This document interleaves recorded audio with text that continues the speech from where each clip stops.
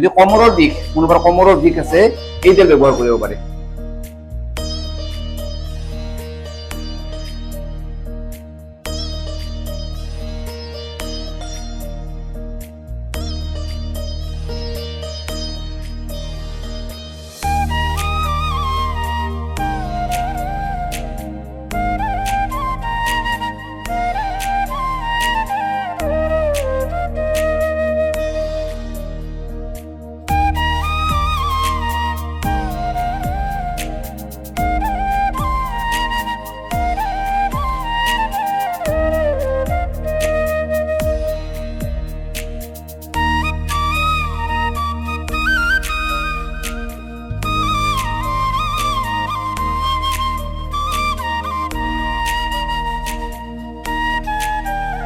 Amba therapy centre, ইয়াত মই ৩-৪টা machine দেখা পাই আছো।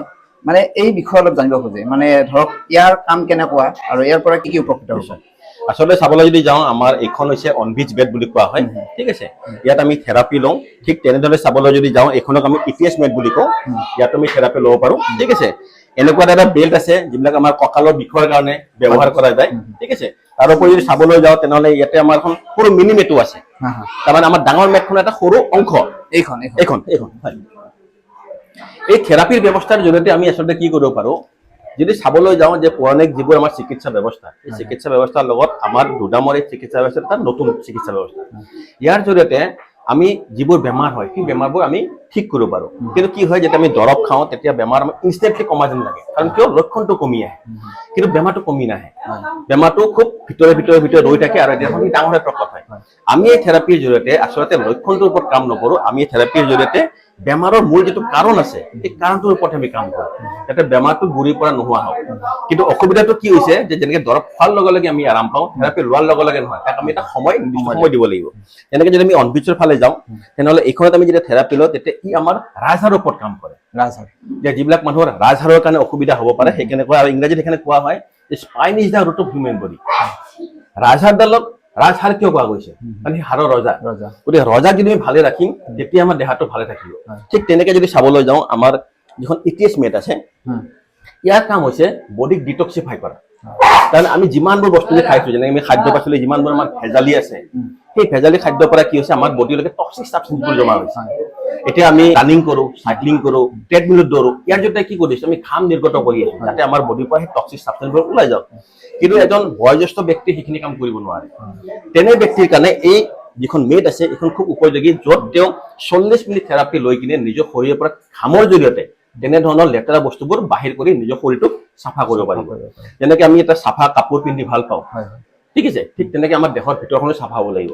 যেনেকে কাপোৰটো লেতেৰা হ'লে গোটেই দেখিবলৈ লেতেৰা হয়, তেনেকৈ ভিতৰত যে লেতেৰা জমা হৈ থাকে আমাৰ বেমাৰবিলাকো তেনেকৈ আৰম্ভণি হয়। আৰু এই থেৰাপিটো সকলো বৰ্গৰ মানুহে ল'ব পাৰে, মাত্ৰ কিছুমান ব্যক্তি আছে যাক আমি থেৰাপি নিদিওঁ, যেনে যাৰ পেজ মেকাৰ লগোৱা আছে তেওঁ থেৰাপি ল'ব নোৱাৰে, কাৰণ কিয় এই যন্ত্ৰ পাতিবোৰ ইলেক্ট্ৰিকে কাৰেণ্টেৰে সঞ্চালিত হয়। তাৰপিছত গৰ্ভৱতী মহিলাই থেৰাপিক আমি দিয়া নহয়, ঠিক আছে। তাৰোপৰি যদি যিবিলাক মানে কিডনি ডায়েলিচিছ হৈ আছে তেওঁ থেৰাপি দিয়া নহয়, কাৰণ কি হৈছে যেতিয়া আমি থেৰাপি লওঁ আৰু এটা বস্তু আমাৰ কি শৰীৰত ভাল হয় যে আমাৰ তেজত সঞ্চালন প্ৰক্ৰিয়াটো ভাল হয়, ব্লাড চাৰ্কুলেশ্যন। আৰু আমি সকলোৱে জানো যে আমাৰ কিডনি কেইটা ব্লাড চাফা কৰে, আৰু তেনে ব্যক্তি যদি আমি দিওঁ তেনেহ'লে ব্লাড যেতিয়া বাঢ়িব কিডনি কেইটাৰ ওপৰত প্ৰভাৱ পৰিব। গতিকে এইবোৰ বস্তু বাদ দি আমি সকলো বয়সৰ মানুহে সকলো বয়সতে আৰু সকলো বেমাৰৰ কাৰণে এই ব্যৱস্থাটো আমি ল'ব পাৰোঁ। এইখিনি চাওক, আপোনালোকক সুন্দৰকৈ বুজাই দিছে ছাৰে, আৰু হয়তো মই অকণমান ইয়াত বহি চাম নিশ্চয় মানে চিষ্টেমটো কেনেকুৱা আৰু কেনেকুৱা লাগে। মই মেচিনটোত শুই দিম, কেনেকুৱা অনুভৱ হয় আপোনালোকক মই জানি আছো। আপুনি আৰু অকণমান পিছুৱাই আহক, এই বস্তুটো তাক আমি 9 ভোল্ট প্ৰজেক্টৰ বুলি কওঁ। ইয়াক আমি তেনেকুৱা জেগাত ব্যৱহাৰ কৰোঁ এক্সটাৰ্নেলি, ওপৰৰ ফালৰ পৰা। তলফালৰ পৰা তোমাৰ হৈ আছে, যেনেকৈ ধৰি লওক আপোনাৰ গেষ্ট্ৰিকৰ প্ৰব্লেম আছে আপুনি নাভিত ল'ব, আপোনাৰ চুগাৰৰ প্ৰব্লেম আছে আপুনি ইয়াত ল'ব, পেনক্ৰিয়াজত ল'ব, আপোনাৰ হাওঁফাওৰ প্ৰব্লেম আছে আপুনি হাওঁফাওত ল'ব, আপোনাৰ হাৰ্টৰ প্ৰব্লেম আছে আপুনি হাৰ্টত ল'ব। ঠিক তেনেধৰণে আমি তাত বিভিন্ন জেগাত ব্যৱহাৰ কৰিব পাৰোঁ। ইয়াত ধৰি ৰাখোঁ আপুনি। এতিয়া যিটো প্ৰচেছ আছে এই প্ৰচেছত আপুনি দেখিব তলৰ ফালৰ পৰা এটা ৰোলাৰ আছে, এই ৰোলাৰটো গৈ আছে। এইটো গৈ আপোনাৰ কঁকালৰ একদম গুৰিলৈকে পাব, মানে ৰাজহাড়ৰ একদম মূৰলৈকে পাব। আৰু এনেকৈ 5 বাৰ অহা যোৱা কৰিব। এই 5 বাৰ অহা যোৱা কিয় কৰিছে, কাৰণ কিয় এইখিনি সময়ত আপোনাৰ দেহাটোক থেৰাপিৰ কাৰণে প্ৰিপেয়াৰ কৰিছে। তাৰপিছত সি এটা জেগাত ৰৈ যাব, মানে ৰাজহাড়ৰ গুৰিত ৰৈ যাব, আৰু এনেকৈ 1 মিনিটৰ মূৰে মূৰে প্ৰত্যেকটো ৰাজহাড়ৰ এটা এটা হাড়ত সি থেৰাপি দিব, আৰু তাত এনেকৈ 37 মিনিট কমপ্লিট কৰিব, আৰু তাৰপিছত আপোনাৰ থেৰাপিটো সম্পূৰ্ণ হ'ব। এতিয়া যিটো প্ৰচেছ হৈ আছে আপোনাৰ, এতিয়া মালিচ হৈ আছে, মাছাজ মানে কিবা এটা বস্তু যেন মানে ঘূৰি ঘূৰি যাই আছে গৈ আছে। এতিয়া আপুনি গৰম পোৱা নাই, কাৰণ কিয় মই ৰিচেণ্টলি জাষ্ট মেচিনটো চালু কৰিছো। ইয়াক চালু কৰি আমি 10 মিনিটমান ৰাখিব লাগে, ঠিক আছে, তেতিয়া সেই গৰমটো বা হিটটো আহি যায়, ভাপটো আহিছে। তেতিয়া আপুনি আৰু কমফৰ্টেবল বা বেটাৰ ফিল কৰিব।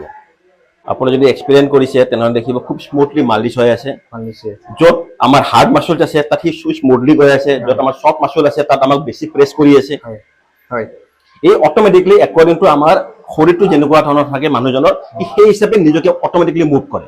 মই বিচনাখনত শুই দিছিলো, মানে এনে লাগি আছে যে আমাৰ যে ৰুটি বেলা বেলন আছে, তো বেলনেদি যে মোক মালিচ কৰি দি আছে, একদম মূৰৰ পৰা একদম কমৰলৈকে। সঁচাকে কি এটা অনুভৱ পাইছো। WWF একডাল আমাৰ এনেকে দিয়ে নহয় জিতাৰ পিছত, তো চাওক ইয়াৰ কিন্তু সেই বেল্ট নহয় দিয়ক। যদি কমৰৰ বিষ, কোনোবাৰ কমৰৰ বিষ আছে, এই তেল ব্যৱহাৰ কৰিব পাৰে। ইয়াৰ কামটো এটা কেনেকুৱা আছিল? ইয়াত কমৰৰ বিষৰ কাৰণে আমি ব্যৱহাৰ কৰিব পাৰোঁ, কঁকালৰ বিষৰ কাৰণে। তাৰপিছত যিবিলাক মানুহৰ ফ্ৰেকচাৰ নিচিনা প্ৰব্লেমছ আছে তাৰ কাৰণে আমি ব্যৱহাৰ কৰিব পাৰোঁ, ঠিক আছে। যিবিলাক মানুহৰ ডায়েবেটিক প্ৰব্লেম আছে তেওঁলোকৰ কাৰণেও তেওঁক ব্যৱহাৰ কৰিব পাৰে। আৰু ইয়াক কেৱল অকল আমি এনেকৈ বান্ধি থেৰাপি ল'ব পাৰোঁ। যদি আমি ধৰি লওক পেটৰ সমস্যাত আমি ল'ম, যেনেকৈ ধৰি লওক হজম নহয়, গেছ হয়, ডায়েবেটিছৰ নিচিনা প্ৰব্লেম আছে, ফেটছ বহুত আছে, তেতিয়াহ'লে আমি এনেকৈ তাক ল'ম, ঠিক আছে। ইয়াত যিটো গৰম আছে সেইটো সাধাৰণ গৰম নহয়, আমি এইটো ষ্টাডি কৰিব লাগিব। সেইটো FIR বুলি কয়, ফাৰ ইনফ্ৰাৰেড ৰে, যিটো আমি সূৰ্যৰ পৰা পাওঁ। এই ষ্টনটোৰ বিশেষত্ব কি? এই ষ্টনটোক যেতিয়া আমি 40 ডিগ্ৰী গৰম কৰিম তেতিয়া ইয়াৰ পৰা FIR উৎপন্ন হয়। এই ষ্টনটো এক প্ৰকাৰৰ চাৰ্পেণ্টেন ষ্টন হয়। আমি গুগলত চাৰ্চ কৰি গম পাম যে চাৰ্পেণ্টেনৰ এটা নেচাৰেল শক্তি আছে, এটা গৰম কৰিলে FIR হয়। FIR যিটো সূৰ্যৰ পৰা আমি আহে, সেইটো আমাক কি কৰে? যেতিয়া আমি ৰাতিপুৱা মৰ্ণিং ৱাক কৰোঁ, গধূলি মৰ্ণিং ৱাক কৰোঁ, ঘামি যাওঁ, তাৰ পৰা আমাৰ ফেটটো ৰিলিজ হয়। ইয়াত কি হৈছে, এতিয়া আপুনি দিনৰ যিকোনো সময়তে FIR ৰ জৰিয়তে আপুনি সেই অতিৰিক্ত বেয়া চৰ্বিখিনিক আপুনি ৰিডিউচ কৰিব পাৰিব। তাৰ কাৰণে এইটো ব্যৱহাৰ কৰিব যায়। আচলতে চাবলৈ গ'লে আমাৰ কোম্পানীৰ মেইন মেচিন হৈছে এইটো। কিন্তু কি হৈছে, এইটো মেচিনৰ প্ৰাইচ এতিয়া বৰ্তমান সময়ত 2,26,000 টকা। কিন্তু বেমাৰ সাপেক্ষে বা আৰ্থিক সাপেক্ষে সকলোৰ কাৰণে সম্ভৱ নহয়। সেইকাৰণে কোম্পানীয়ে কি কৰিছে যে এনে ধৰণৰ চিংগল প্ৰডাক্ট উলিয়াই দিছে, যাতে আৰ্থিক অৱস্থাত টনকিয়াল থকা মানুহজনে নিজৰ পাৰ্টিকুলাৰ কিবা এটা বেমাৰৰ কাৰণে যাতে তেওঁ ইউজ কৰিব পাৰে। এইটো যেনেকৈ বেলেগ কৰিছে, এইটো কৰিছে, ঠিক তেনেকৈ সেইটো কৰিছে। মাহত বেছি নলওঁ, মান্থলি অন্তত 2,000 মানকে লওঁ। মাহত 2,000 মানে কিমান দিন, মানে প্ৰত্যেক দিনে আপোনালোকে? 1 মাহত সেনেকে ল'ব, অন্তত মই 6 মাহ মান তেনেকে চলাব পাৰিলি কাষ্টমাৰ কিছুমানে আৰোগ্য হ'লি এনেই আহি যাব। সেইটো ভাবি লৈছোঁ মই। বেছি পইচা ল'লে অলপ মানুহৰো হেৰি হয়তো, তাত বুজি পোৱা নাই না। যেতিয়া দেখো যে এইটো ইমান ভাল বস্তু। তেখেতৰ প্ৰয়াসটো হ'ল আচলতে কেনেকুৱা ধৰণৰ যে প্ৰথমতে ন্যূনতম মাচুল এটা লৈ কিনে মানুহক থেৰাপি দিয়া যাওক। কাৰণ কিয় মানুহে এই থেৰাপিটো অৱগত নহয়। যেতিয়া লাহে লাহে মানুহে এই থেৰাপিটো অৱগত হ'ব, তাৰ পৰা সুফল পোৱা হ'ব, মানুহে তাৰ আগ্ৰহটো বাঢ়িব। তাৰপিছত তেওঁৰ যিখিনি অনুপাতে যিখিনি প্ৰয়োজন আছে সেই হিচাপে তেওঁ পিছলৈকে ৰাখিবলৈ ভাবিছে। কিন্তু বৰ্তমান সময়ত এই থেৰাপিটো ইমান এটা মাচুল ৰাখিবলৈ ভাবিছে। আৰু এই থেৰাপিটো চবতকৈ জৰুৰী বস্তু বা ডাঙৰ বস্তুটোৱে হৈছে যে ইয়াক আমি নিয়মিতভাৱে কৰিব লাগিব। এদিন কৰি দুদিন নকৰিলে আমি তাৰ কোনো ফলাফল নাপাওঁ। গতিকে কথাটো হৈছে যে প্ৰথম আপোনালোকে আহক, নিয়মীয়াভাৱে থেৰাপি লওক, সুফল চাওক, আৰু সুফল চোৱাৰ পিছত যদি আপুনি ভাল লাগে তাক তেনেহ'লে আপুনি কণ্টিনিউ কৰক। আচলতে মানৱ সেৱা বুলি ক'ব লাগিব, কাৰণ 2,000 টকাটো একোৱেই নহয়। আমি ফিজিঅ'থেৰাপি দিনত 300, 200 এনেকৈ 500 টকা পৰ্যন্ত আছে, যদি ঘৰলৈ যাব লগা হয়। আছে, কিন্তু মাত্ৰ মাহত 2,000 টকা কাৰণে ল'ব। আপোনালোকে আহক, মই তেওঁৰ ফোন নাম্বাৰ দি দিম, তেওঁৰ লগত কথা পাতিব, আৰু আপোনাৰ ইয়াত আহি আপোনালোকৰ যি সমস্যা আছে, যিকোনো পুৰণি ৰোগ, যিকোনো সমস্যা আছে, সেইখিনি সমস্যা তেওঁলোকৰ লগত অৱগত কৰক। তেওঁলোকে আপোনাক ধুনীয়াকৈ ইয়াৰ সমস্যা সমাধান কৰি দিব। আপোনালোকে যিমান পাৰে ভিডিঅ'টো শ্বেয়াৰ কৰিব। ধন্যবাদ।